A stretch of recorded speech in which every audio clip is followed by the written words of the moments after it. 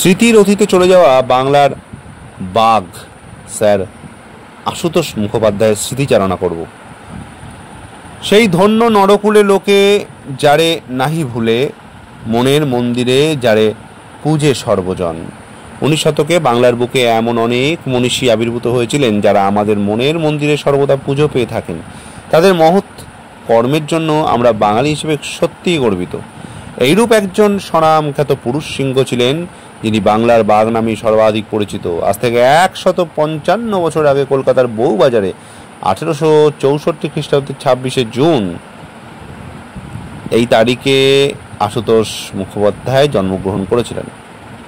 তার বাবা ছিলেন গঙ্গাপ্রসাদ মুখোপাধ্যায়, তিনি একজন বিখ্যাত চিকিৎসক ছিলেন। মা ছিলেন জগত্তারিণী দেবী। ছোটবেলা থেকেই স্যার আশুতোষ মুখার্জি ছিলেন অত্যন্ত মেধাবী। চক্রবেরিয়া প্রাইমারি স্কুলের পড়া শেষ করে তিনি কলকাতার সাউথ সুবার্ন স্কুলে পড়াশোনা করেছেন।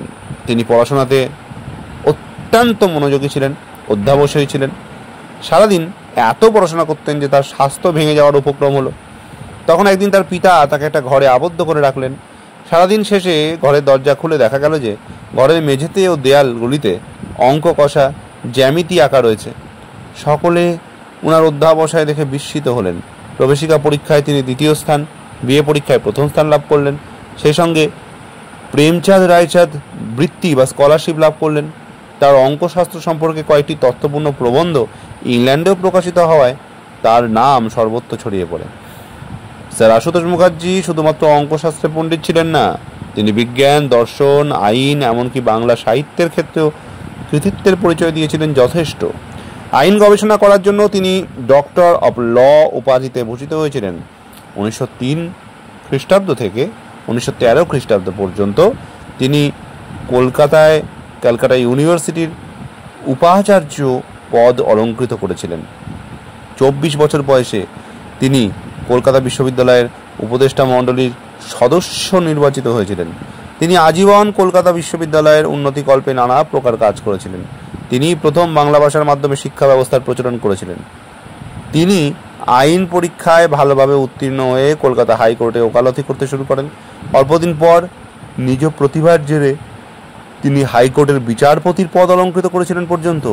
এক্ষেত্রেও তিনি যথেষ্ট সুনাম প্রতিভার স্বাক্ষর রেখেছেন। তখন ব্রিটিশ রাজত্ব পুরোদমে চলছে, তার দাপটে সকলে তটস্থ। এই অবস্থাতেও কত নির্ভীক এবং সাহসী পুরুষ ছিলেন আশুতোষ মুখোপাধ্যায় তার পরিচয় পাওয়া যায়।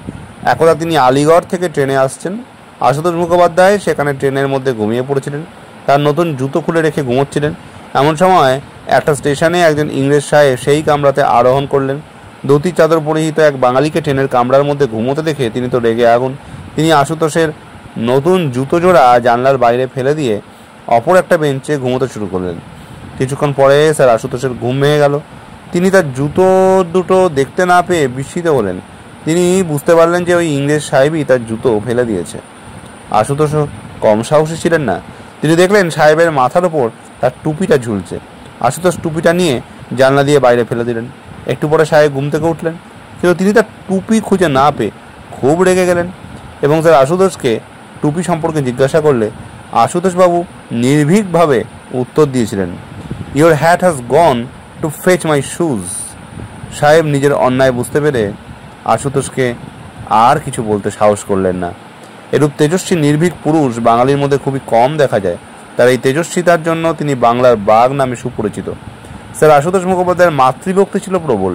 প্রাতঃস্মরণীয় বিদ্যাসাগর মশায়ের মাতৃভক্তিরই মতো ছিল তারও অসীম মাতৃভক্তি।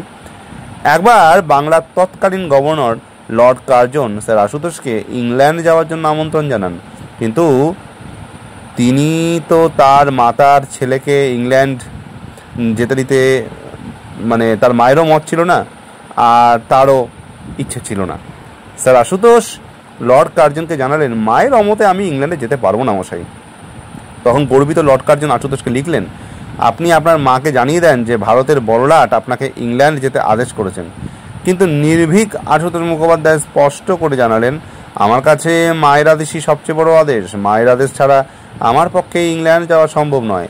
এভাবে সারা জীবন তিনি অনেক তেজস্বীতার পরিচয় দিয়ে গেছেন একের পর এক। বাংলার বাঘ নামকরণ তার সার্থক হয়েছিল। বাংলার এই তেজস্বী দেশপ্রেমিক কর্মবীর আশুতোষ মুখোপাধ্যায় 1924 খ্রিস্টাব্দের 25শে মে তারিখে শেষ নিঃশ্বাস ত্যাগ করে চলে যান। আজও তার সম্পর্কে মূল্যায়ন ঠিকমতো হয়নি। আমরা শ্রদ্ধাবনত চিত্তে তাকে আজ স্মরণ করছি। যদি বর্তমান প্রজন্মের ছেলেমেয়েরা স্যার আশুতোষের মতো ব্যক্তির উজ্জ্বল কর্মপ্রেরণা, তেজস্বীতা, দেশপ্রেম ইত্যাদি বিষয়সমূহ জানতে পেরে অনুপ্রাণিত কিছুমাত্র হয়, তাহলেই তার দেখে যাওয়া, তার করে যাওয়া কর্মের যে ফল সেটা সার্থক হয় আর কি। আমরা জানি তিনি বাংলার বুকে যে জ্ঞানের আলো জ্বেলেছিলেন, সেই আলোক ও শিখা আজও উজ্জ্বল, ঘুচে গেছে সব কালো। তথ্যসূত্র সব খবর সারাদিন, যার পোর্ট্রেট ড্র করেছিলেন শ্রদ্ধেয় শ্রী সঞ্জয় ব্যানার্জি মহাশয়। আমি এটি পেয়েছি ফেসবুকের পেজ সুর লহরী থেকে।